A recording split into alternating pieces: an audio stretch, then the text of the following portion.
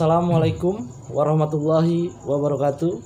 Waalaikumsalam warahmatullahi wabarakatuh. Selamat malam kawan-kawan News Cilegon. Bertemu lagi dengan saya Dede Irawan alias Dewan. Kali ini saya berada di Majelis Taklim Pak Ustadz Sunardi, tokoh masyarakat ya Pak Ustadz ya.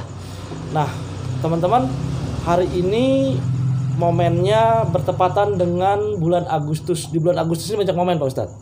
Nah diantaranya adalah hari ini tepat dengan 31 Agustus, hari lahirnya Krakatau Steel, perusahaan kebanggaan warga Cilegon. Nah mungkin kita sapa dulu nih Pak Ustadznya. Assalamualaikum Pak Ustadz. Waalaikumsalam warahmatullahi wabarakatuh. Apa kabar Pak Ustadz? Alhamdulillah, inni bi khairin. Pak Ustadz, dari tadi kan kita bicara bahwa hari ini ulang tahun Krakatau Steel ya Pak Ustadz ya. Betul. Nah Pak Ustadz ini memiliki organisasi korban gusuran. Betul. Yang kami merasa bahwa Pak Ustadz ini punya sejarah nih tentang Krakatau Steel. Pak Ustadz bisa cerita Pak Ustadz sejarah dari Krakatau Steel dari tahun pertama berdiri hingga Pak Ustadz hari ini Pak Ustadz. Apa nih yang menjadi ingatan Pak Ustadz tentang sejarah Krakatau Steel Pak Ustadz? Silakan Pak Ustadz. Ya. Jadi Krakatau Steel ini bisa dikatakan berdiri dari pada masa-masa konflik dunia. Saat konflik ya Pak Ustadz ya. Konflik dunia. Saat terjadi perang dingin. Antara blok barat dengan blok timur gitu ya. Tahun berapa itu Pak Ustadz kira-kira? Awal sejak 1956 kalau nggak salah. 1956. Iya. Itu Krakatau Steel sudah direncanakan atau sudah berdiri? Sudah direncanakan. Sudah direncanakan ya. Lanjut Pak Ustadz. 1956 itu ya kebetulan antara Amerika Serikat dengan Uni Soviet ini kan sedang berkompetisi ya. Perang dingin. Perang dingin itu perang kepentingan. Iya. Perang kepentingan, perang pengaruh. Pengaruh. Amerika juga ingin menanamkan pengaruhnya di negara-negara muda, negara-negara baru lahir ya, negara-negara maju, negara-negara berkembang. Nah, juga demikian juga dengan Indonesia. Rusia. Rusia. Nah, pada waktu itu kan Indonesia baru masih muda ya. Iya, baru merdeka ya tahun-tahun itu ya. Iya. Jadi kita merdeka itu tahun 1945. 1945. Jadi 56 kemudian tahun 56. Jadi 56 berarti dari 45 itu sekitar 11 tahunan ya. Iya. Kurang lebih 11 tahun. 11 tahun ya. Masih muda sekali Indonesia, tapi Pak Karno sudah berpikiran maju. Ya. Bahwa salah satu negara berkembang, negara maju antara lain memiliki pabrik baja. Pabrik baja. Pabrik baja. Nah, dengan dengan keinginan yang kuat seperti itu, ya Pak Karno mencoba dengan beberapa tim yang dibentuk oleh Presiden pada waktu itu. Ya, karena sepengetahuan kita bahwa negara yang maju itu pada saat itu bahkan sampai sekarang juga jadi tolak ukur dunia. Oh, artinya kalau punya pabrik baja jadi tolak ukur? Iya. Ya, negara yang pada waktu itu sudah siap dengan teknologi, siap dengan keuangan, siap dengan tenaga ahli dan sebagainya, antara lain kan Amerika ya. Iya betul. Dan yang kedua kan Rusia, betul atau Uni Soviet ya, Uni Soviet pada waktu itu. Nah ini Pak Karno ini dengan cerdas dengan timnya, ya, berdasarkan kesepakatan rapat dan sebagainya, sidang dan sebagainya, barangkali itu datanglah ke Amerika bulan Juni kalau nggak salah, bulan Juni. Tapi kebetulan Amerika pada waktu itu kurang begitu menanggapi. Oh, nggak menanggapi oleh Amerika. Ya, Amerika. Keinginan awal mendapatkan dukungan dan support dari bantuan dari Amerika. Iya. Karena nggak mendukung, terus apa yang membantu? Nah, akhirnya begitu datang ke Amerika, beliau kurang mendapatkan respon.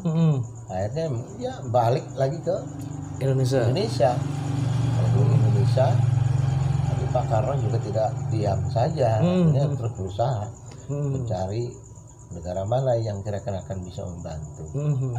Ya, akhirnya berangkatlah ke Moskow, ke Uni Soviet pada bulan September kalau tidak salah itu, atau bulan Agustus barangkali berangkatnya sana.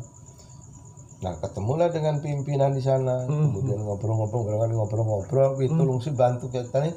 Indonesia ini yang baru merdeka, ingin berkembang, ingin jadi mitra, ingin ini dan sebagainya lah. Ingin membangun kerjasama, membangun dalam perekonomian, dalam perdagangan, dalam politik, barangkali begitu mungkin ngobrol gitu. Diterima oleh Rusia, akhirnya setelah diterima itu dikabulkan ya. Ya dibuat kesepakatan. Tepatnya pada tanggal 14 September itu kesepakatan dengan Rusia. Ya.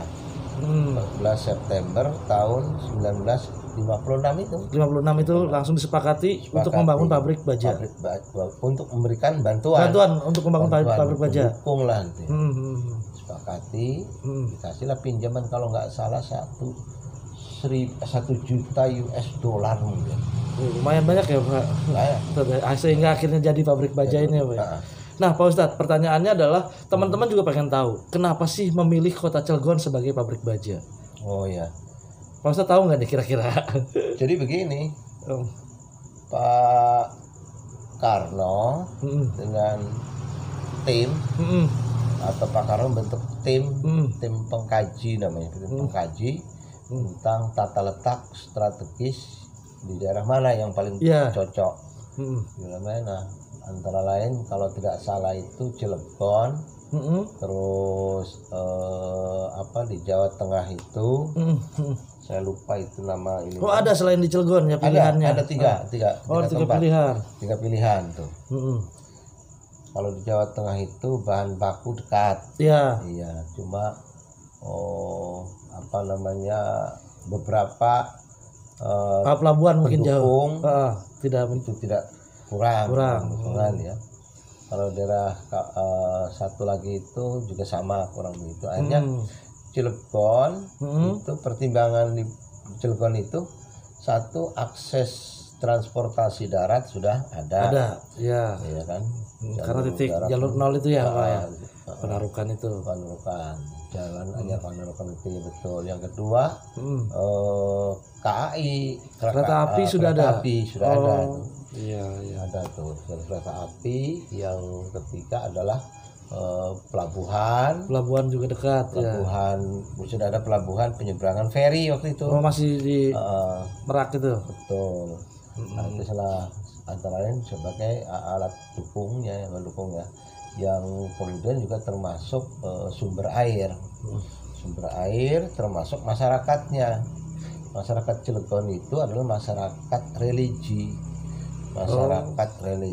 agraris. Jadi mau menerima mudah diajak komunikasi gitu. Mudah diajak komunikasi. Betul. Pak Ustadz, oke. Tadi kita sudah sedikit tentang sejarah, kenapa sejarahnya, kemudian kenapa memilih Cilegon. Yang kedua, kan tadi di sejarah Pak Ustadz menceritakan tentang Rusia. Perusahaan ini kan dibantu oleh Rusia, bukan perusahaan negara. Nah, kemudian lepas ke jadi perusahaan negara ya Pak Ustadz saat ini ya. Artinya tadinya bukan perusahaan BUMN dong, perusahaan campur tangan dari Rusia. Enggak, jadi akan kerja pinjaman nih. Dalam bentuk pinjaman. Ya antar negara nih, antara Republik Indonesia dengan Uni Soviet. Nah, negara. Pak Ustadz kesininya nih, kita udah itu sejarah ya Pak. Betul. Saya ingin bicara kesininya. Krakatau Steel sendiri nih setelah berdiri di kota Cilegon, kemudian kan ada nih masyarakat yang pada waktu itu Citangkil ya Pak Ustadz. Kemudian Citangkil itu dipindah ke yang sekarang di wilayah rumah Pak Ustadz nih, lingkungan Citangkil. Nah, kontribusinya ketika itu Krakatau Steel seperti apa sih? Atau ada janji-janji politik dengan masyarakat yang tergusur Pak Ustadz? Sehingga Pak Ustadz nih, teman-teman perlu ketahui bahwa Pak Ustadz adalah ketua PMAG, Persatuan Masyarakat Korban Gusuran ya Pak Ustadz ya. Nah, ini kontribusinya seperti apa sehingga muncul PMAG nih Pak Ustadz? Apakah sebenarnya kami kecewa loh gitu loh. Kemudian akhirnya membuat organisasi. Pak Ustadz sendiri gimana Pak Ustadz? Jadi awalnya begini sebetulnya. Kenapa kita mendirikan PMAG itu Persatuan Masyarakat Asli Gusuran? Asli gusuran ya. Jadi bahwa masyarakat resettlement atau masyarakat gusuran ini, kan masyarakat gusuran yang dimaksud itu adalah blok A, B, C, D, E, F, G, H, I, J. Maksudnya Mas? Sampai J itu? Iya.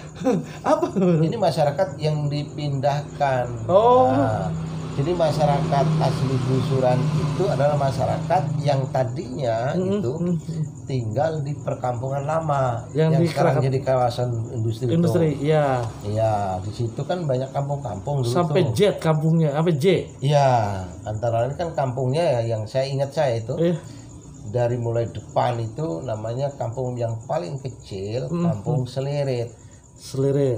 Di sebelahnya itu ada kampung namanya Kampung Bebulak gitu.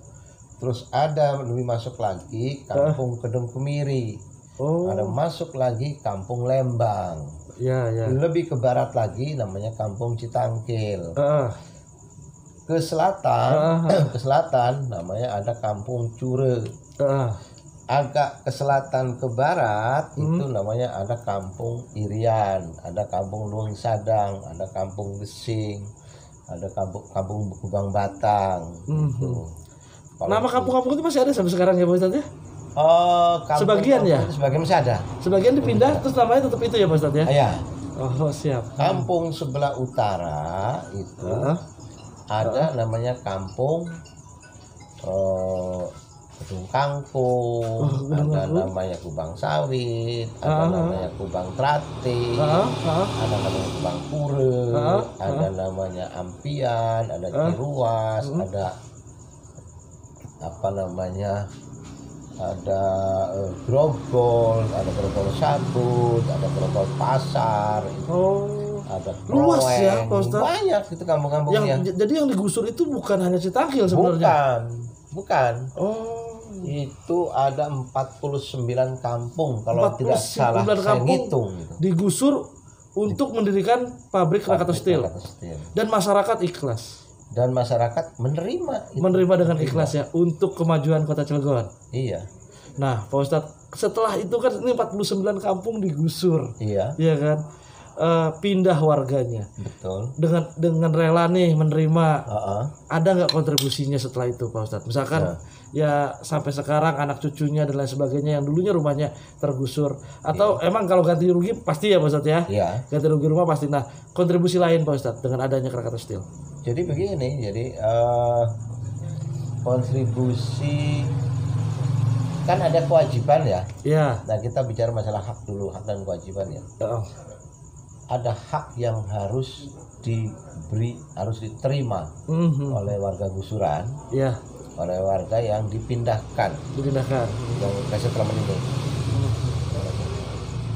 Ada yang harus dilakukan atau wajib diberikan oleh pihak penggusur atau Pertamina atau Krakatau Steel waktu itu ya.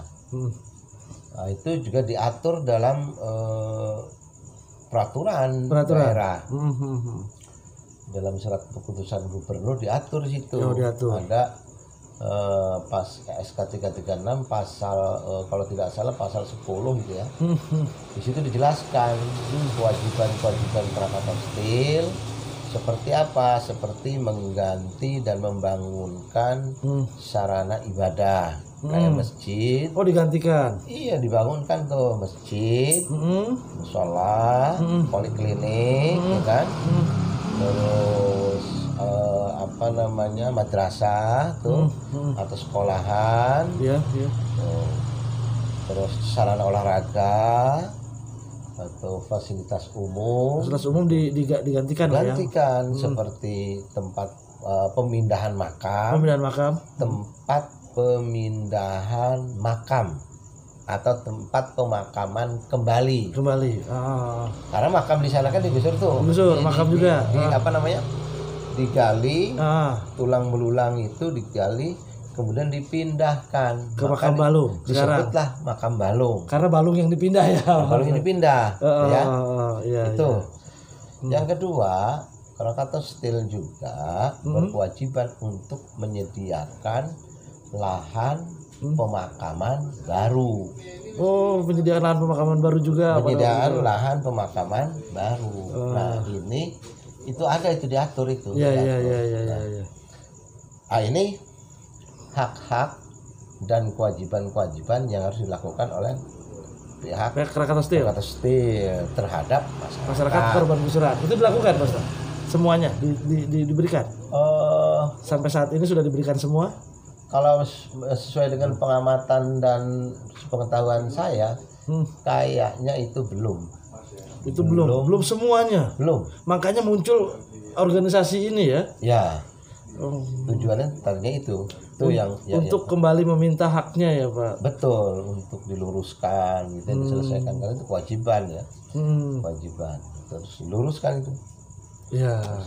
Jadi berarti 51 tahun ini Krakatau Steel banyak PR dong untuk kepada masyarakat. Masih ada PR dong. Masih ada PR terkait dengan masalah hak tadi itu. Apa aja haknya Pak Ustadz yang Pak Ustadz tahu? Ya, tadi itu. Belum terpenuhi semua. Ya, faktanya kan seperti itu. Belum dipenuhi. Iya, faktanya. Terkait tenaga kerja, terkait masyarakat nih untuk kerja. Iya. Itu gimana Pak Ustadz? Nah, kemudian terkait dengan yang hidup. Ini yang hidup ya? Iya, tadi yang mati. Yang mati tuh. Iya, tadi yang mati. Yang mati atau benda mati. Iya. Sekarang langsung kepada subjeknya, kepada personelnya, orangnya, manusianya. Manusianya kan tadinya dulu berpenghasilan nih. Iya.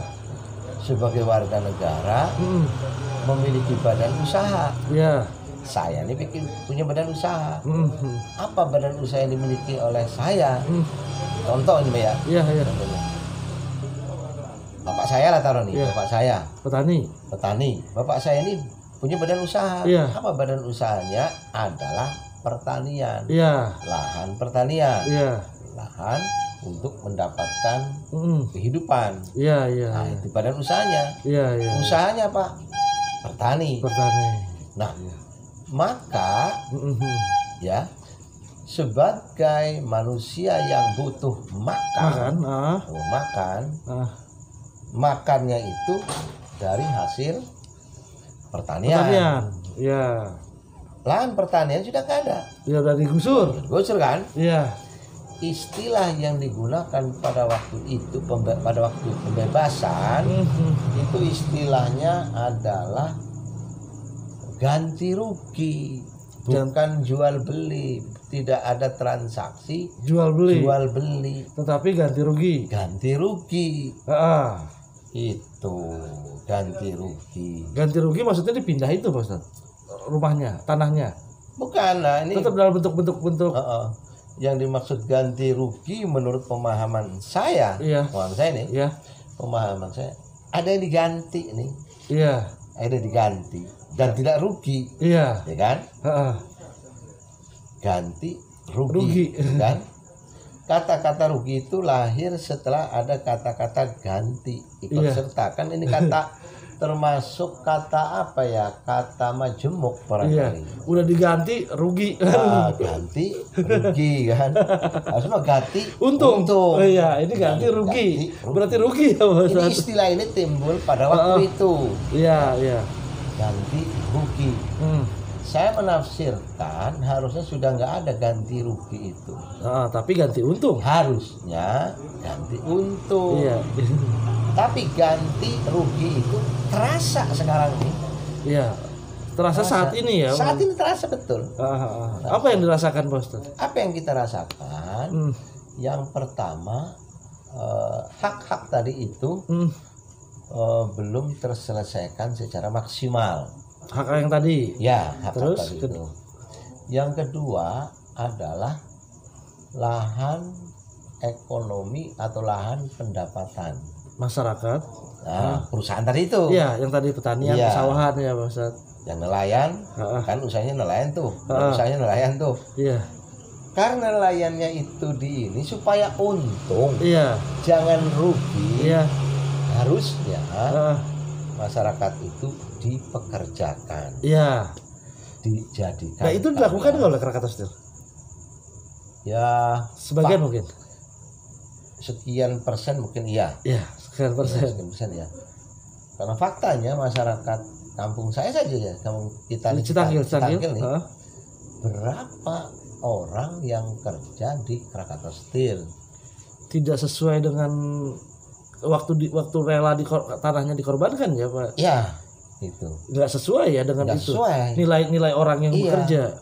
Belum masyarakat Kedung Kemiri, belum masyarakat Cure, belum orang Lembang, belum orang belum orang Krenceng, belum orang Sredak, orang Kroeng, Grogol dan sebagainya itu belum sampai ke sana. Tapi waktu itu ada perjanjian nggak dalam Perda bahwa akan mengakomodir tenaga kerja lokal misalkan? Ada nggak? Oh iya, iya. Karena dalam perundang-undangan juga diatur. Dalam perundang-undangan diatur bahwa akan mengakomodir, tapi kenyataannya enggak ya Pak Ustadz? Akan dipekerjakan. Iya, tapi ternyatanya enggak. Kenyataannya, faktanya seperti sekarang ini kita rasakan ini.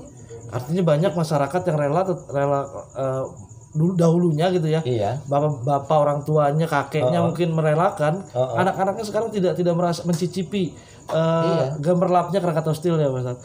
Nah, oke Pak Ustadz, tadi masih banyak PR Krakatau Steel. Nah, saat ini kemajuan Krakatau Steel menurut Pak Ustadz nih, saat ini seperti apa? Kemajuan industrinya sendiri menurut Pak Ustadz seperti apa sebenarnya? 51 tahun loh nih Pak Ustadz. Iya, betul. Nah, begitu lamanya Krakatau Steel membangun di Kota Cilegon, ada nggak peningkatan?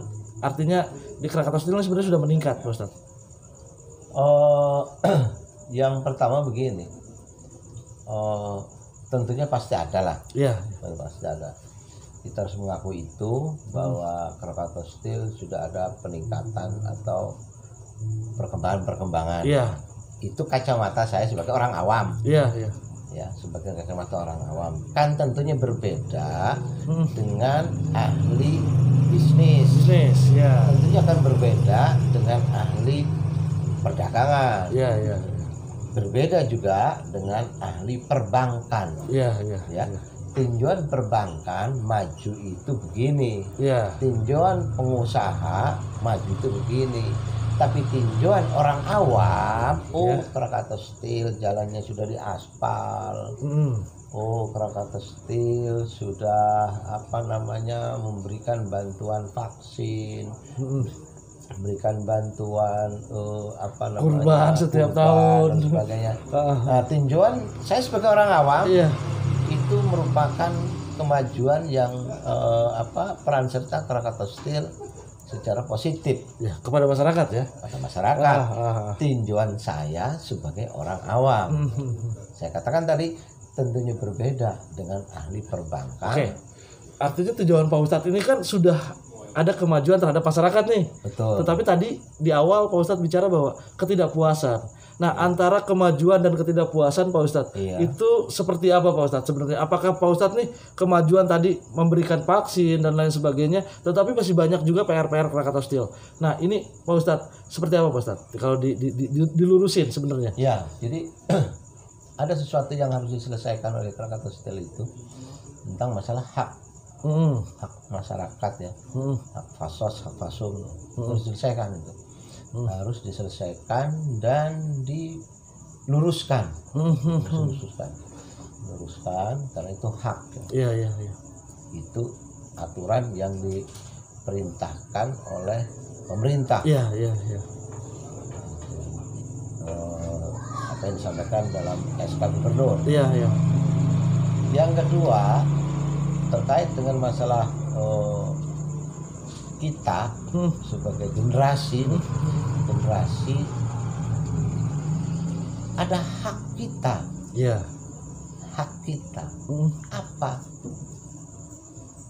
yang harus kita tuntut? Hak kita itu hak bekerja itu, mendapatkan pekerjaan ya, iya. Ustaz. Hak itu juga Krakatau Steel, pabrik baja nih harus juga memenuhi, melakukan kewajiban itu. Tidak bisa mengatakan begini, kok Krakatau Steel saja yang dituntut, iya. Kiek saja yang dituntut, sementara pabrik lain enggak gitu. pabrik saja yang dituntut, terus apa namanya Wajah Tama dan lain Wajah sebagainya. Tama yang KDL dan Krakatau Steel Group. Kenapa? Kan kadang-kadang kita tanya itu. Itu tanya gitu. Iya. Yang membebaskan lahan, yang menggunakan lahan itu adalah Krakatau Steel. Wajar karena korban gusuran menuntut. Iya. Nah, itu. Siap. Kenapa tidak ke Bluesco? Kenapa tidak ke PS apa namanya ke pabrik yang di dalam tuh ya, Jaya Board, ya kan? Terus ya pabrik-pabrik yang pabrik yang di luar Krakatau Steel lah. Kenapa? Lahannya itu yang digunakan itu lahan yang ngelola, yang memiliki Krakatau Steel. Dia mah hanya numpang. Kan ngontrak gitu maksudnya. Iya. Iya. Kalau kita menuntut kepada mereka, kemudian kita melakukan hal-hal yang dianggap meresahkan mereka, para investor. Nah, ketika mereka hengkang, yang kerugian itu bukan masyarakat, bukan Krakatau Steel sendiri. Iya. Sebenarnya masyarakat melindungi ya supaya tidak hengkang. Iya. Melindungi. Tetapi Krakatau Steel yang punya janji baru ya Mas yang ditagih oleh masyarakat. Iya. Yang punya janji lah. Peraturan yang waktu ikatan jual beli waktu itu ya Mas ya. Betul. Iya. Jadi ini yang kadang-kadang pemahamannya itu terlalu apa ya, saya pikir mengada-ada itu. Iya. Mengada-ada. Beberapa saudara-saudara kita yang kebetulan dikasih amanat sebagai pimpinan, atau penyambung lidah pimpinan, ya, sampaikan ke kita itu, Pak Ustadz, kenapa kok harus KS saja, harus Kiek saja? Saya jawab, Bapak mengerti tidak dengan komunikasi? Kami bukan tidak mau komunikasi atau tidak bisa kita langsung ke KBI, ke Ratu Nusa, bukan tidak begitu Pak. Yang mereka itu numpang di tempat Bapak. Sehingga dan Bapak juga yang membebaskan kami. Dan di situ sudah ada namanya asosiasi, namanya APP.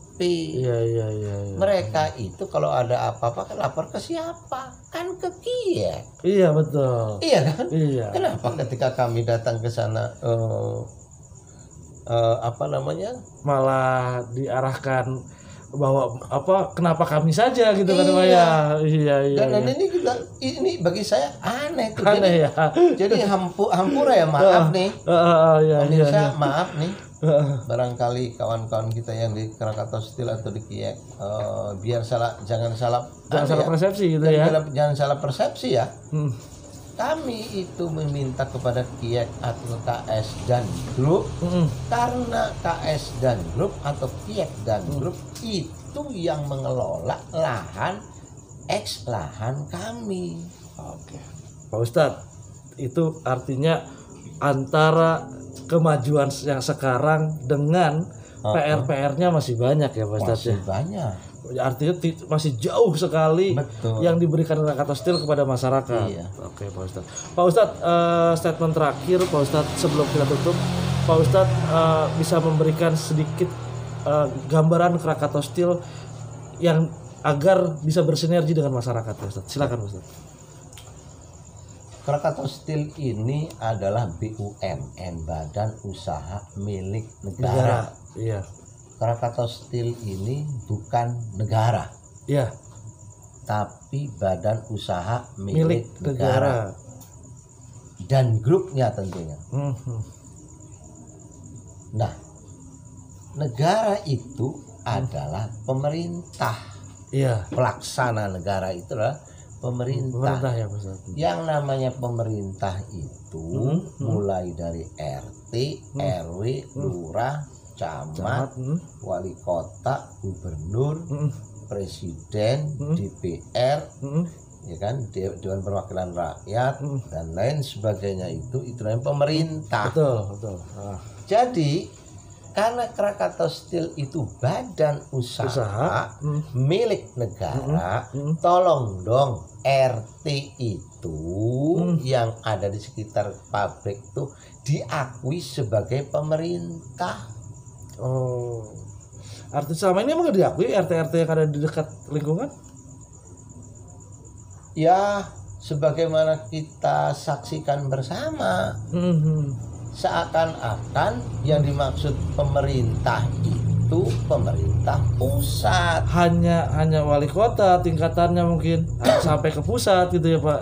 Tapi RT nggak dianggap gitu. RT nggak dianggap, RW nggak dianggap. Kalau RT nggak dianggap, RW nggak dianggap, saya nggak bicara wali kota atau camat atau lurah ya, atau gubernur, enggak. Iya. Saya bicaranya RT dan presiden. Jauh. Iya. Ketika RT tidak diakui, tidak dianggap sebagai pemerintah, atau RW tidak dianggap sebagai pemerintah. Nah, presiden juga jangan-jangan tidak diakui. Jadi mestinya Krakatau Steel mengakui dan mengakomodir keinginan RT ya Pak Ustadz ya. Betul. Sebagai pemerintah. Karena yang tahu permasalahan di bawah di negara ini, pemerintah yang lebih tahu adalah pemerintah yang paling bawah, namanya RT dan RW. Oke, itu mungkin untuk Krakatau Steel-nya. Dan untuk penutup Pak Ustadz silakan untuk mengucapkan selamat ulang tahun kepada Krakatau Steel. Untuk Krakatau Steel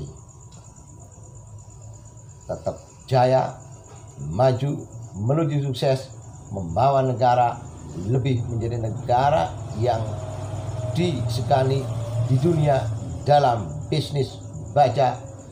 Krakatau Steel sebagai BUMN harus bersama-sama dengan rakyat, masyarakat, warga lokal. Itu Pak Ustadz ya. Oke teman-teman News Cilegon, saya Dede Irawan atas nama manajemen PT Media Talangmas mengucapkan selamat ulang tahun kepada Krakatau Steel yang ke-51. Semoga Krakatau Steel tetap menjadi kebanggaan warga Cilegon dan Indonesia khususnya Pak Ustadz. Terima kasih. Assalamualaikum warahmatullahi wabarakatuh. Waalaikumsalam warahmatullahi wabarakatuh.